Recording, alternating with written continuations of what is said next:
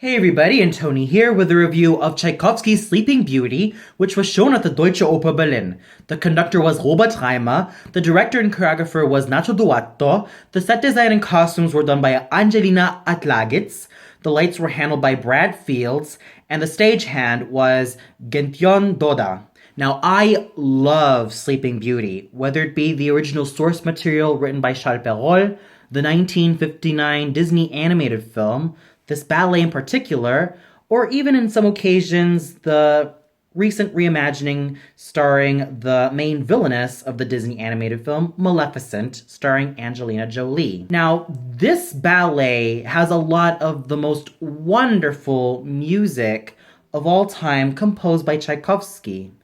And I'm sure that if you've seen the 1959 Disney animated film, you'll automatically recognize some of the pieces used in that film that were also originally used in the ballet, most specifically with the tunes of Once Upon a Dream, or even Aurora's little vocalizations to the songbirds, or even that piece of music when Aurora is about to prick her finger on the spindle on a spinning wheel. Yes, there has been no doubt that Tchaikovsky's music has been very influential and has made itself very popular throughout popular domain. And it's become something very special for me growing up, whether I read the original fairy tale or watch the animated film or even watch the ballet. Every piece of adaptation has always something special to offer. In terms of the ballet, I first encountered this when I was about 5 or 6 years old, probably a bit younger, through a VHS done by the Kirov Ballet with Larisa Lezhnina starring as Princess Aurora. And ever since then, I grew to love every adaptation of this marvelous fairy tale.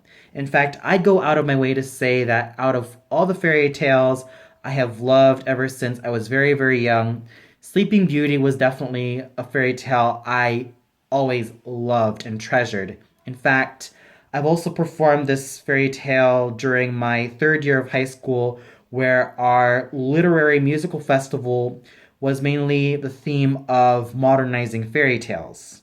With that said, let's get on to what I thought about the production, costumes, dancers, and conducting.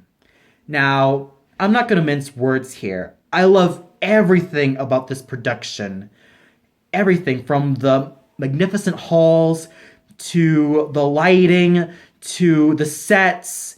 Everything was so well done. You could really tell that the people behind this production really did a lot of research as to find out what did these places look like in the past, and even created their own visual ideas of what these woods look like. And they basically did so much research that I have to give everyone in the production a huge round of applause.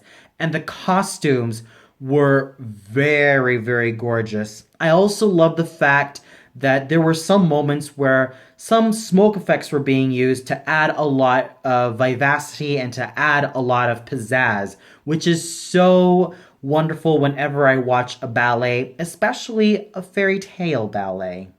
So overall, I really have to say that I was beyond impressed with the set designs, the costumes, and just everything. Everyone did a job well done, and they deserve the hugest round of applause from me in terms of the productions and costumes.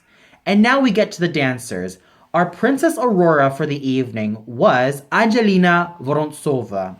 What I seem to notice about this role is that this is rather a tough role for any prima ballerina.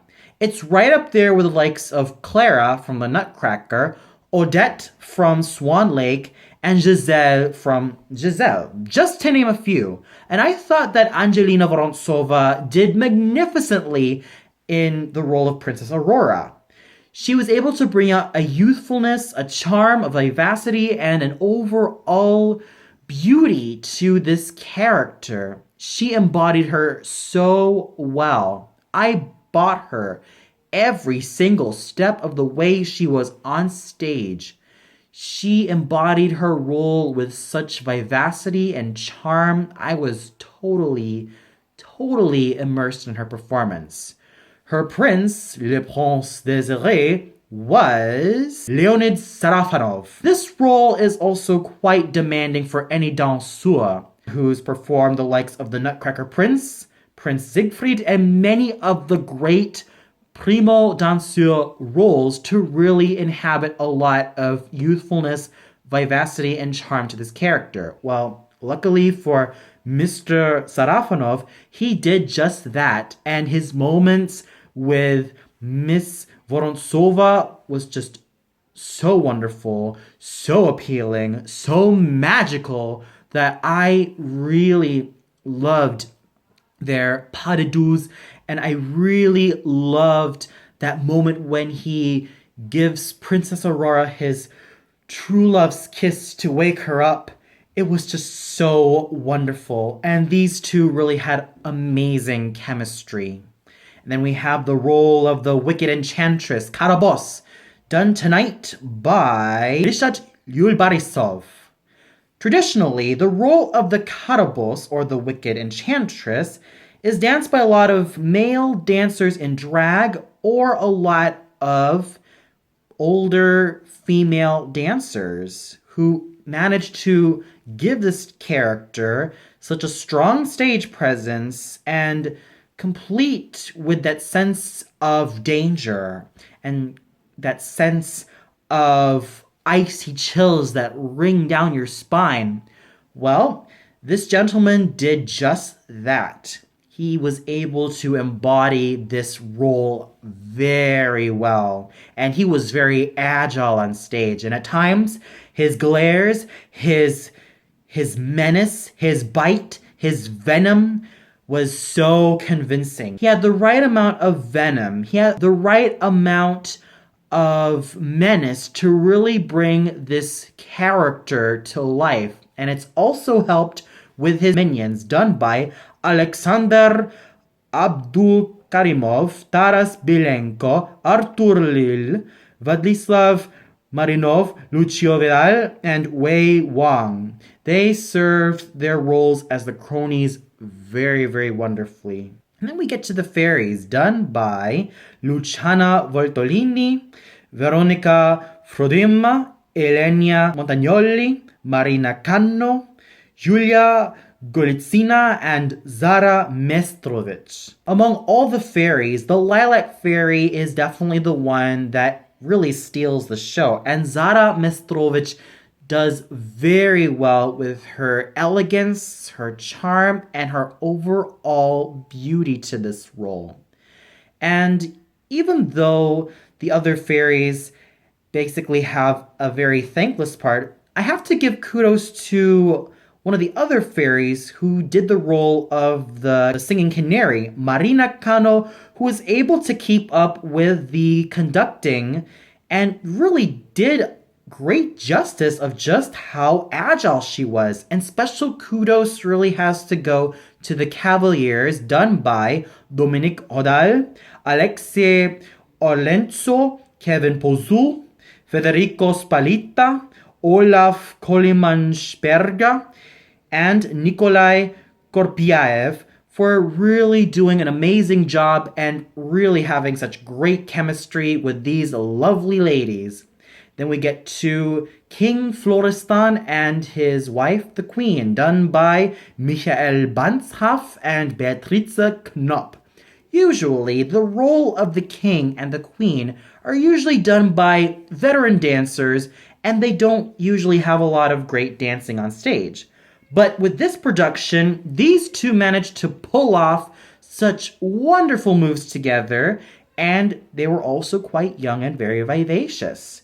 They managed to bring a huge sense of joviality and a huge sense of energy that I was totally immersed. And then we have the Four Princes, done also by Nikolai Korpiaev, Kevin Pozou, Alexei Orlenzo, and Olaf Kolmansperga. Valiant gentlemen who were able to really embody their characters very well, and their moments with the Aurora, Miss Vorontsova, were just so magical. And then we get the role of the Duchess, who is the prince's former girlfriend, done by Elena Pris, who manages to be quite catty in this role, yet also has a sense of nobility and a sense of charm that she was able to make a great use of this extremely thankless character role. And we have the trio, Marina Kano, Alexander Abdukarimov, and Alexander Shpak, who danced very well. Then we go to the final act, where we have the retinue of fairy tale characters. We have the Jewel Fairies, Luciana Voltolini, Veronica Frodima, Julia Golitsina, and Dominic Whitbrook, who danced extremely well and managed to be very charming and very elegant. Puss in Boots and his kitty girlfriend, done by Ulyan Topor and Danielle Muir, they did very well, balancing their mischievousness with a sense of being very adorable on stage, and their chemistry was just a lot of fun watching. They really enjoyed playing these wonderful character parts, and I really got a huge smile out of my face when these two really danced together. Then we have the Blue Bird and Princess Florine, done by Nikolai Koripayev and Marina Kano. They were very gorgeous together, and they had great chemistry. Little Red Riding Hood and the Wolf, done by Maria Bompoli and Dominic Hodal. With Maria Bompoli, she was able to be very youthful, very sweet, and very fun, while Dominic Hodal as the wolf was quite menacing, yet also very charming as well. The Frog Prince and his princess, done by Wei Wang and Lisa Broika, were very charming together. Cinderella and her prince were done by Aoi Suyama and Tai Gurfa. They were very gorgeous together, and they had great chemistry.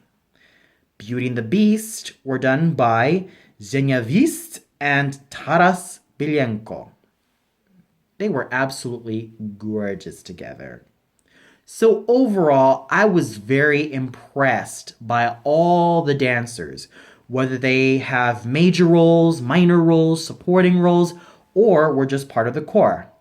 Special kudos really has to go to Angelina Vorontsova, Leonid Sarafanov, and Rishat Yulbarisov for a job well done, really embodying the main characters with such agility, such energy, and such charm that I was totally involved in everything.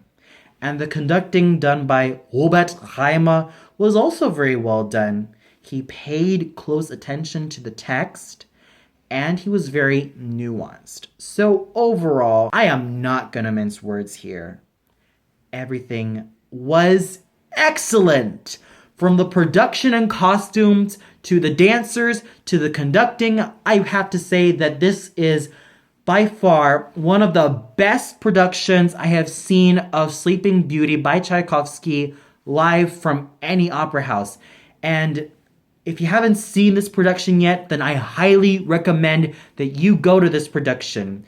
You will not be disappointed by the great quality of the dancers, the conducting, the production, everything. They did excellently. Well, that's all for now. Be sure to tune in tomorrow where I review Heute Nacht oder Nie at the Komische Oper Berlin. So until then, good night everybody, and I wish you all a great 4th of July.